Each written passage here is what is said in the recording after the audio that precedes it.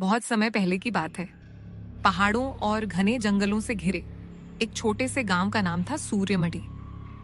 ये गांव देखने में तो सुंदर था, लेकिन गांव के किनारे बहने वाली काली नदी का नाम सुनते ही लोगों के रोंगटे खड़े हो जाते थे।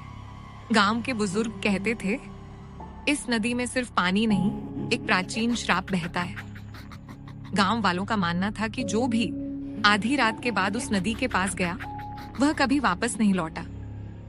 लोग डर के मारे उस रास्ते से गुजरना भी छोड़ चुके थे। गांव में अर्जुन नाम का एक निडर और जिद्दी युवक रहता था। अर्जुन की सगाई गांव की सबसे सुंदर लड़की गौरी से हुई थी। गौरी का सपना था कि उनकी शादी की पहली रस्म में काली नदी किनारे उगने वाले सफेद कमल के फूल का प्रयोग हो, क्योंकि माना जाता था कि ये फूल बहुत शुभ होते हैं। एक दिन गौरी ने मुस्कुराते हुए अर्जुन से कहा, अर्जुन, अगर तुम सच में मुझसे प्यार करते हो तो मेरे लिए वो सफेद कमल तोड़ लाओ। अर्जुन पहले तो हंसा और बोला, गौरी, ये तो बहुत आसान काम है, मैं आज ही ले आऊंगा। गांव वाले अर्जुन की बात सुनकर डर गए और उसे चेतावनी दी, बेटा, ये कोई साधारण नदी नहीं है। रात के समय वहां मत जाना। वहां अदृश्य शक्तियां हैं जो इंसानों को अपनी दुनिया में खींच लेती हैं। लेकिन अर्जुन ने सबकी बातों को अंधविश्वास मानकर नजरअंदाज कर दिया।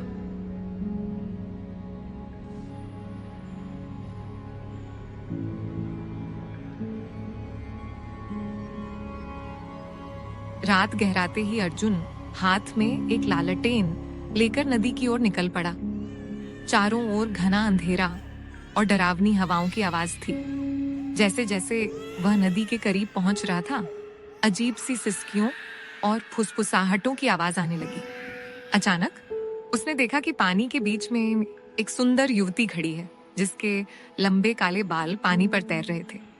वह मधुर आवाज में बोली, अर्जुन, तुम मेरे पास क्यों आए हो?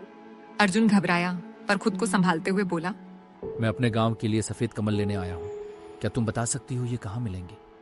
युवती मुस्कुराई, लेकिन उसकी मुस्कान में अजीब सा डर था।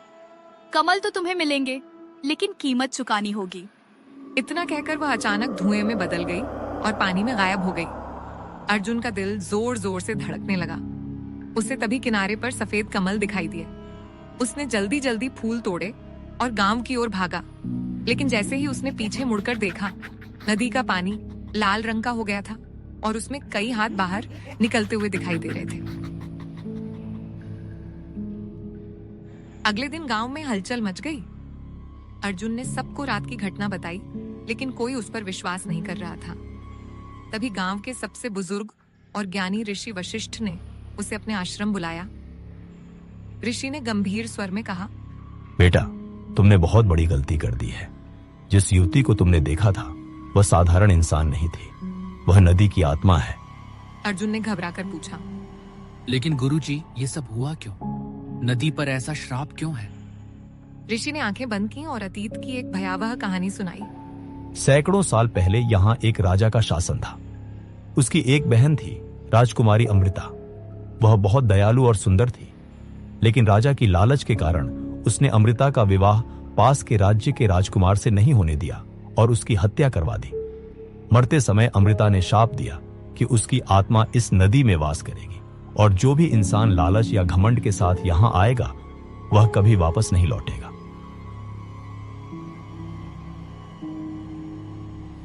ऋषि ने आगे कहा, अर्जुन, वह आत्मा अब तुम्हें अपना मान चुकी है। अगर हम आज रात ही उसकी आत्मा को मुक्त नहीं करेंगे, तो वह तुम्हें अपने संसार में खींच ले जाएगी। उस रात ऋषि, अर्जुन और कुछ गांव वाले मंत्रों और पूजा की सामग्री लेकर नदी किनारे पहुंचे। चांदनी रात में नदी का पानी काला और भयावह लग रहा था। ऋषि ने नदी की ओर देखते हुए मंत्रोच्चार शुरू किया। ओम नमः चंडिकाय नमः, ओम नमः चंडिकाय नमः। अचानक नदी से जोरदार हवाएं चलने लगी। वही युवती प्रकट हुई, लेकिन अब उसका चेहरा भयानक और विकृत हो चुका था। उसकी आंखें खून जैसी लाल थीं और वह चीखते हुए बोली, किसने मेरी शांति भंग की? अर्जुन ने कांपते हुए कहा, मैं अर्जुन हूँ, मुझे छोड़ दो। आत्मा ने गुस्से से कहा, तुम्हारी हिम्मत कैसे हुई मेरे श्रापित संसार में आने की? अब तुम हमेशा यहीं रहोगे। इतना कहकर उसने अर्जुन की ओर हाथ बढ़ाया। अर्जुन धीरे धीरे हवा में उठने लगा, जैसे कोई अदृश्य शक्ति उसे खींच रही हो। ऋषि ने ऊंचे स्वर में मंत्र पढ़ते हुए कहा, अमृता, तुम्हारा गुस्सा सही है, लेकिन यह युवक निर्दोष है। तुम्हारे साथ जो अन्याय हुआ उसका बदला समय ने पहले ही ले लिया है। अब इस नदी को श्राप मुक्त करो और अपनी आत्मा को मुक्ति दो। आत्मा की आंखों से आंसू निकल पड़े। उसकी भयानक शक्ल धीरे धीरे सामान्य हो गई। उसने अर्जुन को नीचे जमीन पर रख दिया और धीमी आवाज में कहा, मुझे क्षमा करो, मैं बस इंसाफ चाहती थी। इसके बाद आत्मा ने नदी के बीच खड़े होकर दोनों हाथ आसमान की ओर उठाए और धीरे धीरे धुएं में बदलकर विलीन हो गई। अचानक नदी का पानी शांत और साफ हो गया। सफेद कमल चारों ओर खिल उठे। ऋषि मुस्कुराते हुए बोले, अब यह नदी श्राप मुक्त हो गई है। अर्जुन और गौरी की शादी धूमधाम से हुई। गांव वालों ने भी नदी को फिर से पवित्र स्थान मानकर पूजा शुरू कर दी।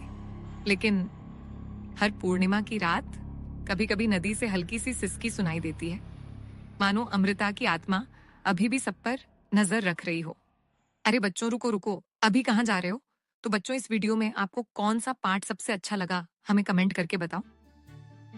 अच्छा, और हाँ, वीडियो अगर अच्छी लगी तो लाइक कर देना, ठीक है? और ऐसी और इसी तरह की और मजेदार कहानी देखने के लिए हमारे चैनल को सब्सक्राइब कर लेना। ओके, मिलते हैं अगली वीडियो में। Bye bye.